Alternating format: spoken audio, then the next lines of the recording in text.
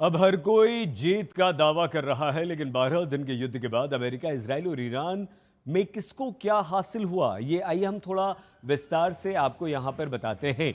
America अपनी जीत इसलिए बता रहा है क्योंकि अमेरिका को लगता है कि उसने ईरान को परमाणु बॉम्ब बनाने से लंबे समय के लिए रोक दिया है। अभी तो नहीं बना पाएगा। 3 न्यूक्लियर साइट्स पर हमला किया है। युद्ध विराम करवाकर ट्रंप ने नोबेल पुरस्कार पर अपना दावा मजबूत कर लिया है। पश्चिम एशिया में शांति लाने में महत्वपूर्ण भूमिका निभाई है।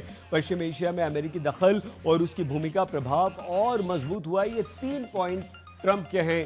चौथा, जहां तक इजराइल की बात है तो इजराइल ने ईरान के कई प्रमुख सैन्य, परमाणु और मिसाइल ठिकानों को नष्ट करने में सफलता पाई है, जिससे ईरान की सैन्य क्षमता बेहद बेहद कमजोर हुई है।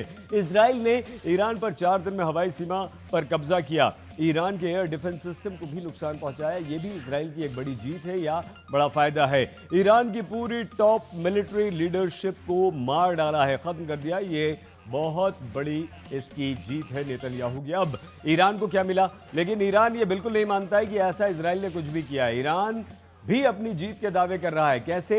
ईरान कह रहा है कि वो इजराइल में बड़ी संख्या में मिसाइल और ड्रोन हमले करने में सफल रहा, जिससे इजराइल को भारी नुकसान पहुंचा है। इजराइल के कई सारे इलाके खंडहर में उसने बदल दिए। ईरान ये भी कहता है कि वो ये भी सिद्ध करने में सफल रहा कि पूरे पश्चिम एशिया में अकेला ईरान ऐसा देश है जो अमेरिका और इजराइल को चुनौती दे सकता है। दोनों मिलकर उससे लड़ रहे थे, लेकिन वो झुका नहीं, डटा रहा। इसके अलावा अमेरिका और इजराइल की तरफ से अपनी पूरी शक्ति लगाने के बावजूद दोनों देश ईरान में सत्ता परिवर्तन यानी कि खामेनेई को अलग करने से, सत्ता में हटाने में विफल रहे हैं।